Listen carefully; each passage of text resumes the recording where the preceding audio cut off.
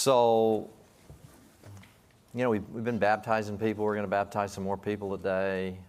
What does that mean? It just means spiritual life's coming in. The question we're going to answer this morning is, how does that happen?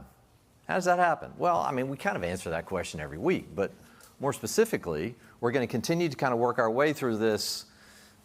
I've been calling this series the Spiritual Warfare Series, which is kind of within the context of a larger series that we were working on. And we're talking about the armor of God. And so we've been talking about truth and breastplate of righteousness and things like that. And I'm being attacked. Breastplate of righteousness and all that. Completely threw me off my game. Not that I was on my, somebody say you're really not on your game yet anyway.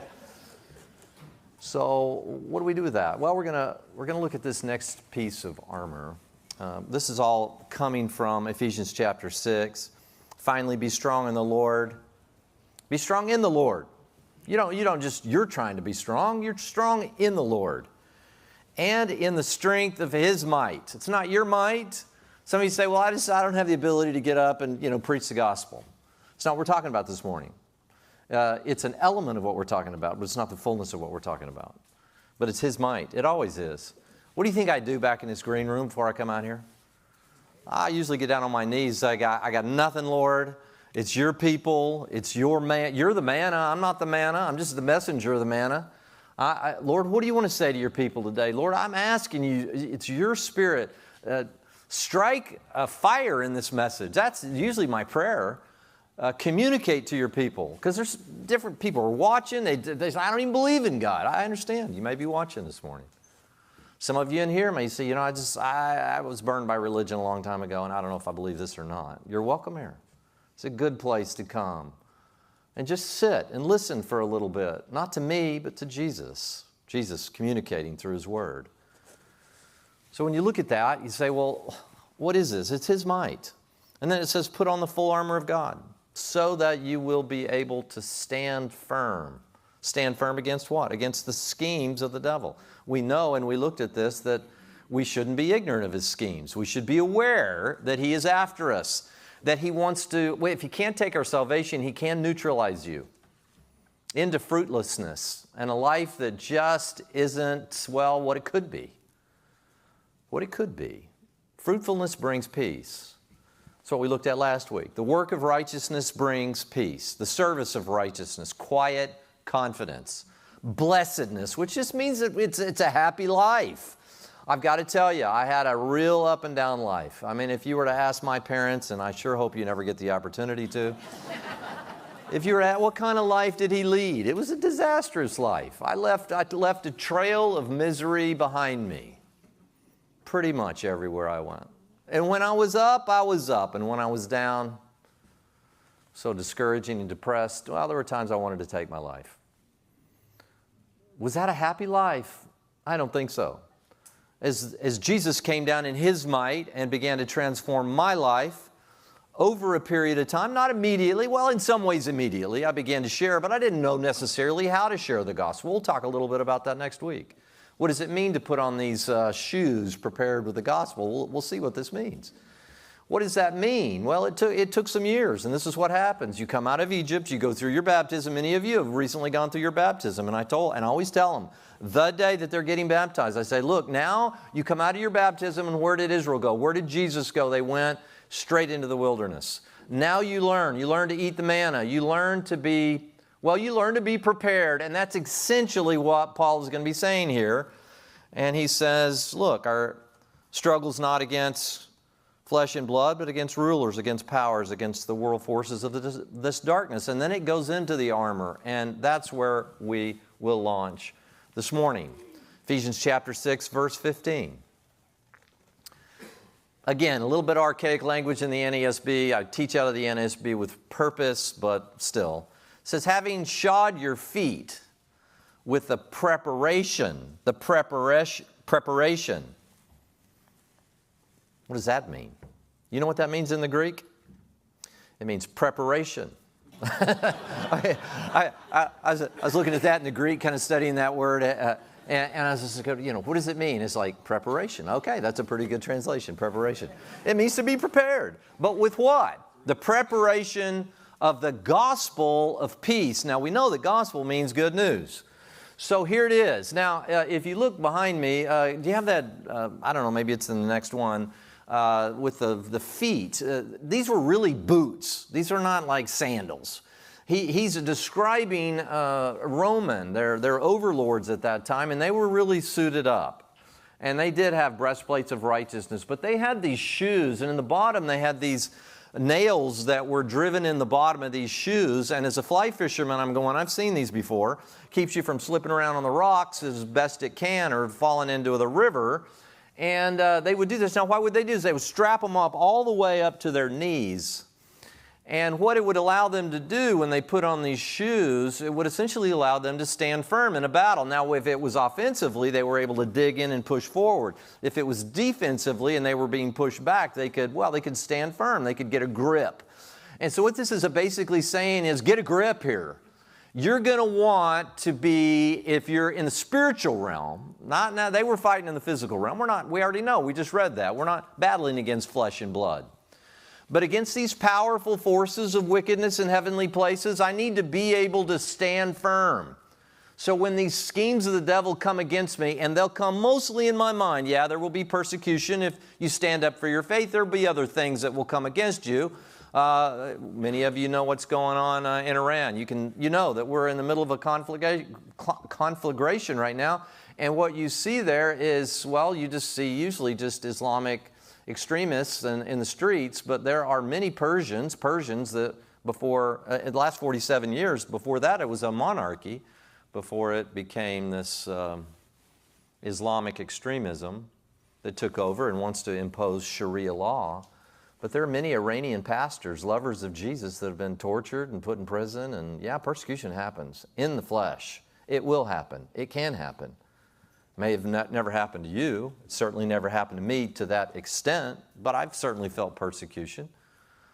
But I'll tell you this, I felt a lot more happiness, blessedness, and peace once I was willing to be prepared and share the gospel, way more than I ever did before running from the gospel. And that's what he's likening this to. Can you see that?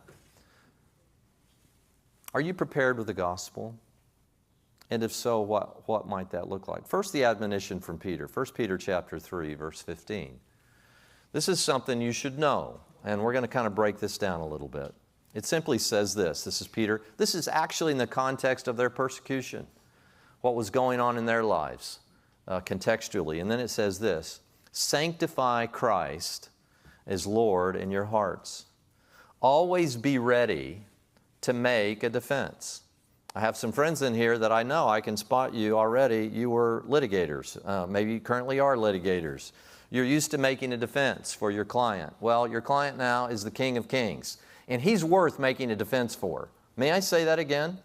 Your client now, he's not, I mean, this is just a metaphor. Your client now is the king. Can you not make a defense of the gospel because the gospel revolves around the king? It's Jesus. It's always Jesus. Are you ready to be ready to make a defense to everyone who asks you to give an account for the hope that is in you, and yet with gentleness and reverence? I can tell you, I've spent a lot of time on YouTube just kind of exploring what's out in the world of thinking and philosophy, and what is the world saying, what's kind of current theological ways of communicating. There are all different kinds of reasons that I'm on YouTube. Occasionally I'll watch backswings and stuff like that, but I won't admit that to you this morning. So what happens here is gentleness and reverence, and sometimes I see that and it's beautiful. One of the best right now is a guy named Wes Huff. He's an apologist of apologists. I think he can't be more than in his early 40s. This guy is brilliant. I mean brilliant. And I love, more than anything, the spirit in which he defends the faith, in which he's able to talk about faith, and people don't just freak out and just go, you're crazy, because he does it with such reverence and such gentleness. Paul told Timothy the same thing, do it with gentleness. Don't be weird. You don't have to be weird. You don't have to stand and hold out signs that God hates certain segments of the population and run up and down the streets. You don't have to look like a homeless person and walk up and down, on the corners and things like that. It's not effective. If I thought that was effective, maybe I'd do that. I just don't find that effective. Why? Because Jesus said, you want to do to others what you would want them to do to you. Do I want people in my face telling me God hates golf pros, or God hates, people who live in the Coachella Valley? God hates the 1%ers. God hates the, would that affect you? It would, in an adverse way. I don't know why we think we get patterned in our mind what it's like to share the gospel and what those people look like. Looks like, right now it looks like me. And some of you might think it's weird. I look weird, but some of you, it's just one of us. That's what it should be. Because I would want somebody coming to me that was able to communicate to me in that way, and that's exactly who God sent into my life. Justice Brister, and many of you know my story, the Harvard Law School graduate, a guy that I could respect. He became a Texas Supreme Court justice, and now I heard the other day that he's back, and he's even at an elderly age, he's now running for a federal court again. So he's an amazing guy, Justice Brister. He didn't send some guy with a sign tracking me down at Costco. Not that I ever go to Costco, but tracking me down at Costco. Are you with me?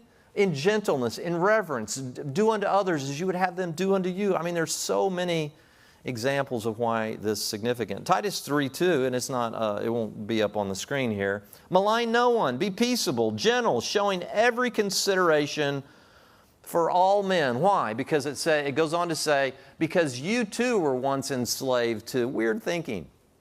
And I added the weird thinking commentary there. You were enslaved to things that didn't align with King Jesus. Preparedness, are we called? Yeah, so let's break that down a little. What does it mean to sanctify Christ as Lord in your heart? Well, in the high priestly prayer in John 17, the 17th verse, Jesus simply says, and he's praying about his disciples, because he knows they're going to be the link to teaching and training others, and they will then teach and train others, and they will teach and train others, and then at some point it's going to go all the way around the world and be in a place called Coachella Valley 2,000 years from now. Can you imagine? But he starts with the prayer, which would be the prayer for all of us. Father, would you sanctify them in your truth? Your word is truth. It's part of the high priestly prayer. Now, what does that mean? What does it mean to sanctify? Hagiadzo is the Greek word there, and it means to set apart, to kind of pull out of the world system. It's something different. It doesn't have to be weird, but it will be different. Make the distinction. Now, it's going to be weird to some people, but it's not weird. It is different. I should be different. If you want to be prepared to share the gospel, you're going to have to allow your life to align with the truth. You're going to have to sanctify yourself in Christ. What does that mean? He becomes my priority. I get up every day thinking, how can I become more like Him? So that I will be prepared. If you're expecting to share the gospel and nobody likes you, good luck with all that. Now, I'm not saying that you should be in the world to try to get everybody to like you, but there's a balance here. People will like you if you're gracious, if you're long-suffering, if you're patient, if you don't respond like other people respond. I was watching a video the other day, and it was a guy, probably a guy in his 80s, and he was kind of travel the world sharing the gospel. And he talked about this time that he went into this hotel, and he called down to the front, and he said, "Ma'am, my water doesn't work in my room." And she goes, "Yes, I know that." And his response was not gentle and peaceable. And he openly admitted that he began to basically just, some of the things he said. Your mother ought to be embarrassed to birthed you. I mean, this is a preacher of the gospel. I mean, he's telling the story too. And at the end, she was in tears on the phone. And she goes, "I knew exactly who you were because I listened to you on TV sometimes." "And I even give some of my little piddly paycheck to support you. And I'm so, so sorry." Can you imagine how he would have felt? Ran down to the front desk. What do you say? That's part of preparation. If I'm going to share the gospel with somebody and then they're going to see me cheating on my spouse, if I'm going to share the gospel with somebody, and they see me just dressing down the waiter who maybe brought the food slightly late, are they going to see something different? Are they going to see something different from the world? That's preparation. What does it mean to shod your feet with the preparation of the gospel? It's not just the communication of the gospel verbally. That's the central part. It's also the presentation of the gospel with your life. And that's what he means by sanctify Christ as Lord in your heart. That's something you do on the inside of you to become a different creature. Now, we know that when we give our life to Jesus, we become a new creature, but now it's the wilderness. It's time to begin to shave off some of those rough parts so that we can be prepared. And it says, always be ready. That word in the Greek is apologia. It's where we get apology or apologetics, and it's the defense of the faith. Now, look, I understand that you don't have to be a person, you say, well, I haven't been to seminary and I don't know all the answers to all these questions, and somebody's going to come to you and they're going to say, hey, if there's a good God, why all the evil in the world? And you just don't know that you have you can't quite get it out. You can't quite spit it out. It's okay. But you should still work toward that ability. And that's my task too. It's our task as all the different teaching staff. We have a whole cadre of teachers here at Church at the Red Door, both men and women. Their task is to equip you for the work of service. So we want to help you be able to answer those questions in some form or fashion. That's part of being prepared as well. So you should strive towards being able to answer some of those questions, not only for others, but also internally for yourself. And it says to make a defense to everyone who asks you to give a hand. And now also it says be prepared. You know, the Bible talks a lot about preparation. Some of you may remember the story of the 10 virgins in Matthew 25. There were 10 virgins and 5 were filling their lamps with oil, and they were kind of waiting, and they were really ready for the bridegroom to come back. And Jesus come back, by the way, one day. And 5 weren't ready. And it's a story, it's a parable Jesus gives of preparation and non-preparation. And the ones that were there, at the last second, they heard the groom coming, and they were like, hey, can we borrow some of your oil? And they said, we just don't have enough for both of us. In other words, the provisions that you're going to have to make to be able to share your faith effectively, you're going to have to come up with those provisions yourself. You can't just rely on somebody else. In the early stages, you can. You might just say, hey, something's happened to me. I'm not sure exactly what it is. I'm all of a sudden, I'm believing in this Jesus. And why don't you come to Church at the Red Door with me, or go to a group, or go to, Barbara Jacobus Bible study, or go to whatever. Go to something. Just come with me. I don't know exactly what's happening. It's kind of like the blind man. All I know is that I was blind and somehow now I see. I can't explain it, but I'd like for you to come with me. Now, you can do that the second after you come to know Jesus. The second. That can be immediate. But in terms of the preparation. Now, by the way, I always give you this template. We come out of Egypt. We go through our baptism.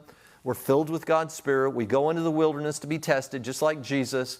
Again, came out of Egypt literally, went through his baptism, went into the wilderness. It says the Spirit led him into the wilderness right after his baptism, showing us what path all of us would walk. But at some point, you're called to come out of the wilderness. And what happened when they came out of the wilderness? The manna stopped, and they had to begin to make their own provisions. Now, what does that mean for us? Preparation of the gospel. Are you able to articulate something relating to how Jesus is King? He's coming back. He's raised from the dead. And boy, does he have some good news for you. And he's also got some bad news. The bad news is you're separated from he and his Father. The good news, it doesn't have to be that way forever. The simplicity and the beauty of the gospel. Do you see yourself as a defender of the faith? I just want you to stop for a minute. Because there's a propensity in all of us, I think, to say, well, that's for that guy over there. That's for her. She can really. Do you see yourself as a defender of faith? Now, we all have different giftings. I always have to throw this in because not all are called to teach. And again, I've quoted this many times. Not many of you should want to be a teacher. Knowing as such, you'll incur a stricter judgment. To get up and teach the totality of this book is so challenging. And to do it well, and to do it appropriately, and to do it in an orthodox way without getting, running into the weeds is difficult and challenging. And people sometimes hang, especially new believers, hang on what you say. So I do this fearfully. I work out the salvation that's happened in me in a fearful way. I really do. I don't just take this casually. I think about this deeply. And anyone who would get up and be a teacher. But we're not talking about being a teacher. There's something different between a teacher and maybe even the gift of evangelism, where you just have the gift of, some people get around you and you lead so many people to Jesus. But everybody should be able to defend their faith if they're asked, and do it in such a way that's articulate and erudite and pretty put together over time. Over time. It should be your goal. That's my point this morning. It should be a goal, an aspiration. Do you see yourself as a defender of the faith? If you don't see yourself as a defender of the faith, then this is not going to make any sense to you. And I understand that. But I want to encourage you, make this a priority. That's what it means to sanctify Christ as the Lord in your heart. You want to talk about Him. You want to talk about Him. What would it look like? Would your day look any different if you had this vision of yourself? Think about that for a minute. What about when you went to the store? Would it look any different? Would you maybe be open? Say, normally you're just head down, I'm going to Trader Joe's, or I'm going to get gas at the gas station, or you just got your head down, you're just going to go through all your stuff. What if you saw yourself as a defender of the faith and you pulled into every environment where you were around other people and you went, Lord, is there something you want to do? Is there somebody you want to communicate here today? Is there somebody you would like to communicate with? And would you use me today? Would you do that? See, a defender of the faith would not only just when people ask, but they would take it a step further and say, I'm available as a living temple. Bring somebody into my sphere. Maybe I can just love them. Maybe I can't articulate everything, but I can give them something. I can put a deposit of Jesus in their heart where they at least have to file it today. Lord, I am open to that. You know what you're doing there? You're strapping on your boots with these nails in the bottom. You are. Lord, I'm available. Would talking about politics or being on a home association board, would your engagement in that look any different? If you saw yourself as a defender of the faith, would it be different?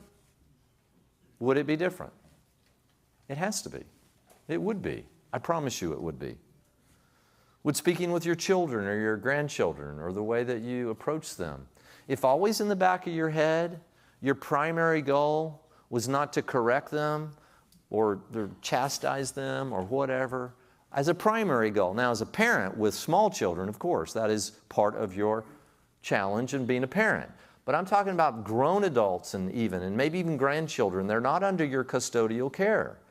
Would that look differently if in the deep recesses of your mind you saw yourself as a defender of the faith and your ultimate goal was to see them come into a dynamic and loving relationship with Jesus?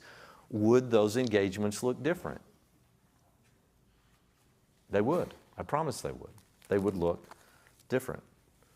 Can you see then that the gospel of peace brings not only peace to others, but it also brings peace to you? And again, I want to stress what we looked at last week in Isaiah 32, over 700 years before the time of Jesus. What is it? The work of righteousness brings peace. So if you put on your breastplate of righteousness, now all this is correlated, by the way. There's overlap in these various pieces of armor. But if you really see yourself in this way and you're ready to dig in, right? And you're ready for this spiritual battle, not against people, but against these forces, you're ready to roll. You're ready to taking it to the streets. We're taking it to the streets. I don't know that Doobie Brothers meant exactly that, but that's what we mean. So you're taking it to the streets, and you're ready to put. So when you're being pushed back, and your ground is solid, do you realize that this brings joy and peace and happiness?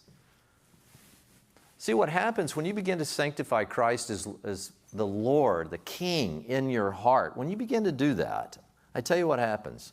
You're just not satisfied with things you used to be satisfied with, which, by the way, will not satisfy in an ultimate way. Proverbs 27, verse 20, it simply says, Sheol and Abaddon are never satisfied. Did you know that? What that really, in NIV, if you have NIV, it may say death and destruction.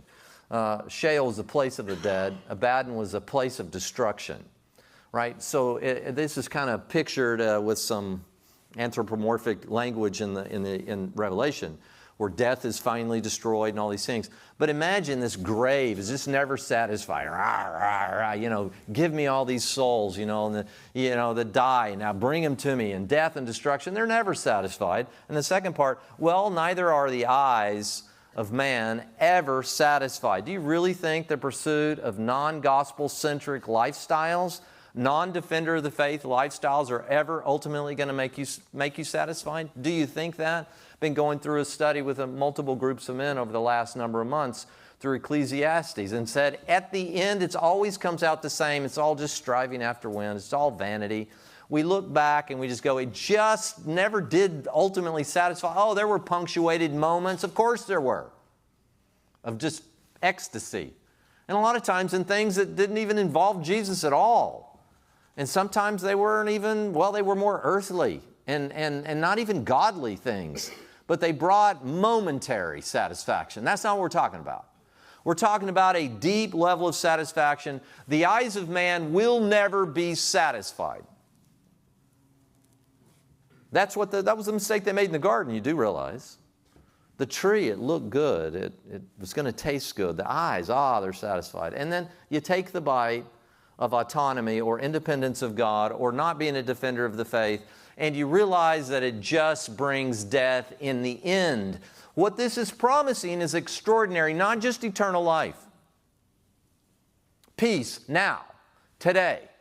Some of you may make a decision today that, you know what, I choose now to become, well, I choose to identify, to see myself in a different light than when I walked in here today. I want to become a defender of the faith. What will you do if that happens? Oh, you'll be in the Word. You will be in the Word. Anybody would do that. If you're in a place to defend something and then you have no aspirations to be able to, well, see yourself in that scenario and then do something about it, actually make a defense, then you really haven't, you've had mental assent here, but you haven't really made the decision. Strap on your boots. Get ready. Put them on. Lace them up. Get ready to roll. Get ready to take it to the streets. Why? Because He's worth it. That's number one, and far surpasses all the other. But the derivative of that, as we saw last week, seek first the kingdom and His righteousness. Seek first His plans for the earth. What will happen? You'll be blessed. You'll get happy. And all those things that you were seeking to be satisfied with or through, they'll be added to you. Maybe not in the way in which you were pursuing them, but they will be added. The feeling that you were after. Are you after, maybe ladies who say, my ultimate satisfaction is in my family.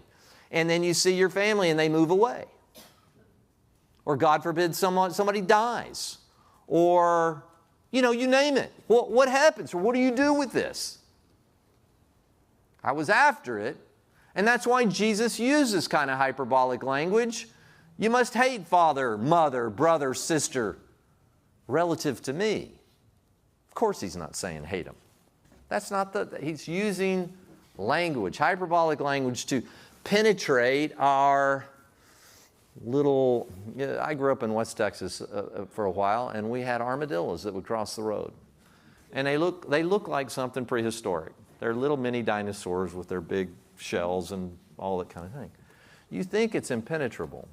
It's not. Do you see yourself as a defender of the faith? I want to close this morning here with the last thought. It's so permanent. See, what you're pursuing now is just not permanent. And you know it's true. Families aren't permanent. Even your marriage is not permanent. Many of you, I have a lot of widowers in here.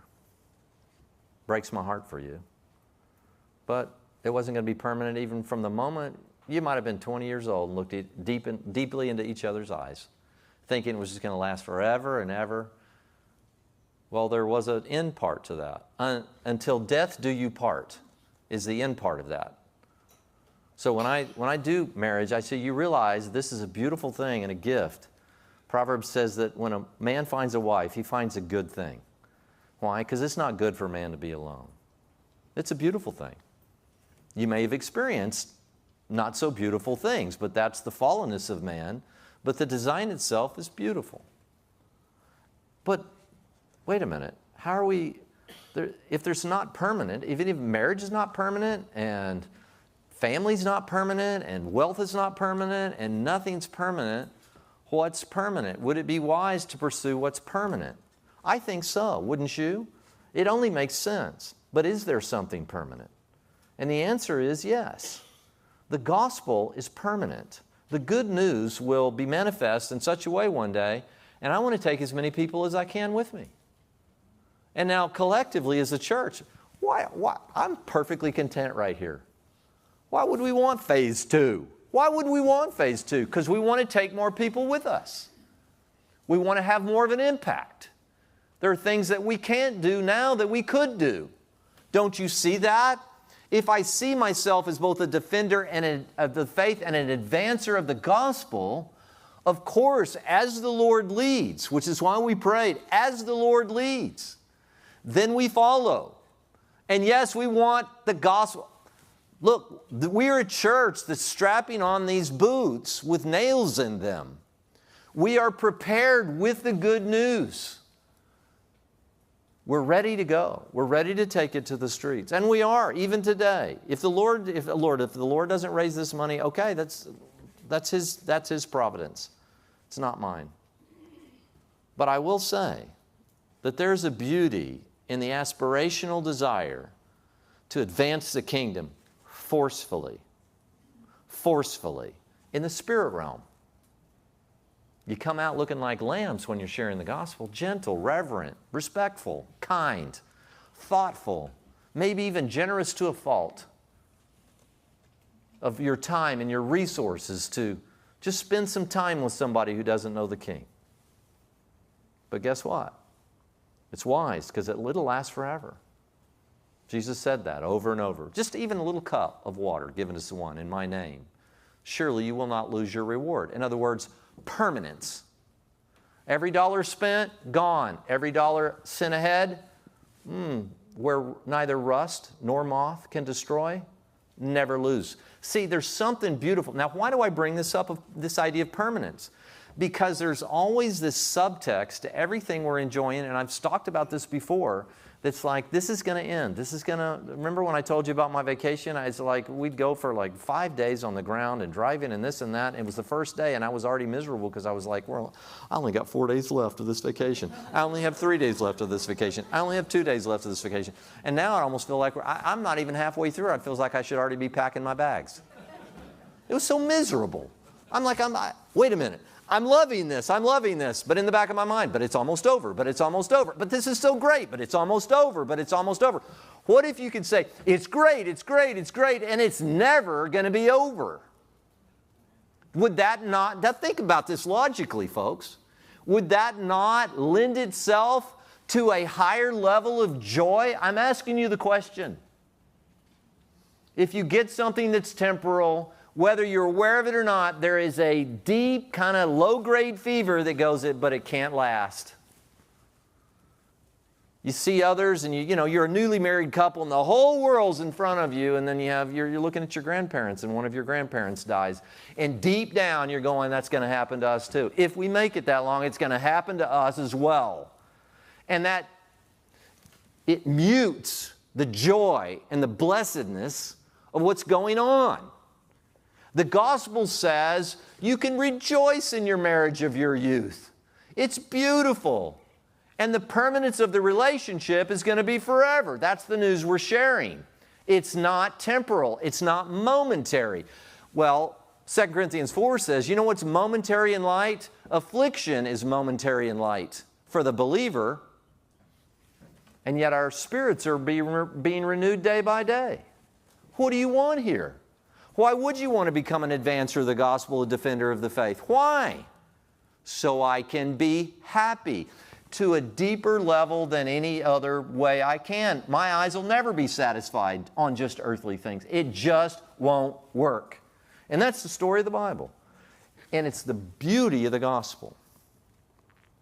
John 4, and we'll close with this. Many of you know this story. It's the encounter with the woman at the well. So this has already happened by the time verse 31 hits. So if you know the story, Jesus had to go to Samaria. He didn't have to go to Samaria. That would have not been the normal place for him to go. He would have gone up and around Samaria, which would be modern-day West Bank. If you hear a lot about Israel these days, don't you? I can give you a little bit of an update in the future. I was on the phone with our Dr. Saref the other day, and there's a lot I could maybe give you some insight on Iran and some things that are going on from just a kingdom perspective, not a geopolitical perspective, just a kingdom perspective. How is the gospel advancing? What's happening with all this sovereignty of God stuff, the providence of God? Don't conflate the two, by the way. So as she was going, so he said, no, he had to go there. So he meets the woman at the well. And I told the women yesterday, I think about all the encounters that Jesus had with women. I mean, it was amazing. Mary, who birthed Jesus. I mean, it was women who supported Jesus' ministry. Did you know that? It was Mary Magdalene. Why? Because she'd been demon-possessed and had demons cast out of her. And Susanna and Joanna and these other, they had high social position. They were financing, are you ready for this? They were financing Jesus' ministry. He trusted them with that. Pretty awesome, isn't it? I mean, it's just amazing. And then who was the first person to see Jesus come up out of the grave? A woman. A formerly demon-possessed woman. Can you imagine Jesus orchestrating events like that? Who was the first European convert that ever happened? A woman, a businesswoman. Pretty amazing. And now, the woman at the well, for me, I say if there's one text that I think about, where's repetition, where it hits so many times, you know? If you'll drink this water, you'll never thirst again, et cetera, et cetera. And where I come back and find myself just contemporaneously just alluding to John 4. The woman at the well, I have preached about the woman at the well I am not exaggerating when I say thousands of times. Thousands of times I've talked about her. But here's what happens when the disciples got back. Meanwhile, the disciples, right? She's learning because Jesus is sharing the gospel with her. They get back and they're urging him, say, Rabbi, eat. And he said to them, I have food to eat that you just don't know anything about. And they're like, what in the world? Did somebody bring him food? And the disciples were saying to one another, no one brought him anything to eat, did he? And Jesus said to them, my food is to do the will of him who sent me and accomplish his work. Now, you would say, well, that's Jesus. Of course, he sees himself as a defender of the faith. He is the faith. Of course, he's the advancer of the gospel. He is the gospel. Well, that's good for Jesus. No, it's good for us too, because he's told us, well, that's why he left. He's going to send the Spirit. He's going to be in you. And now you go do the same thing that you've seen me do. That's what he's calling. And here's how he did it. He says, do you not say that there are yet 4 months? And then comes the harvest. So now he's going to go back to an agrarian example. He said, it's just like in the scene realm, where you're like, there's 4 months until harvest. If you don't know that there's 4 months or 1 month or when to plant or whatever, you're not going to stay in the biz very long, are you? I mean, you're going to miss the cycles. You've got to know what season it is. And I mean, of course, you know exactly. If you're planting this for your livelihood, you'll know exactly when the harvest is. Behold, I say to you, lift up your eyes and look on the fields. That's what I'm asking you to do today. Look on the fields here in the Coachella Valley. Look at them. What does he say? They are white for harvest. They're ready. I mean, people, they don't know it, but you have the answer to everything they've been looking for and don't know. Already, he who reaps is receiving wages and is gathering fruit for life eternal, so that he who sows and he who reaps may rejoice together. For in this case the saying is true, one sows, another reaps. I sent you to reap for that which you have not labored. Others have labored, and you have entered into their labor. Some of us are not going to see the fullness of when this campus is complete. Some of us may, we may be opening day and we may lose somebody that's sitting here listening to my voice right now the very day that we open the doors over there. And they may have really sacrificially given to make that happen. Allow me to say, well, what do you think about that? Are they getting ripped off? No, they were just sowing, and then somebody in the future will reap from their labor. But guess what? We're reaping from other people's labor. Am I the first? Hey, raise your hand in here if I'm not the first person to have ever shared the gospel with you. Raise your hand. If I'm not the first person. If I'm not the first person to have shared. Not all of you are like, yeah, I went to a Billy Graham crusade years ago, or who do you think funded that? Who do you think Billy Graham? He's long gone. They're not seeing you harvested. But we'll rejoice together. What does that mean, we'll rejoice together? What does it mean that they're already saving for themselves these, what? Receiving wages in eternity? The word is permanence. Permanence. I'm on the backs of people who have preached in this valley before. And somebody much more capable than me will come after me and work and build on the work that, well, not I've done, we've done collectively. And they'll receive wages and we'll be receiving wages. And one day we'll all be partying together. Partying together with the people that came into the gospel because we were willing to strap on our boots and take it to the streets. Jesus is giving us such deep and profound understanding here. He who reaps is receiving wages and gathering fruit for eternal life.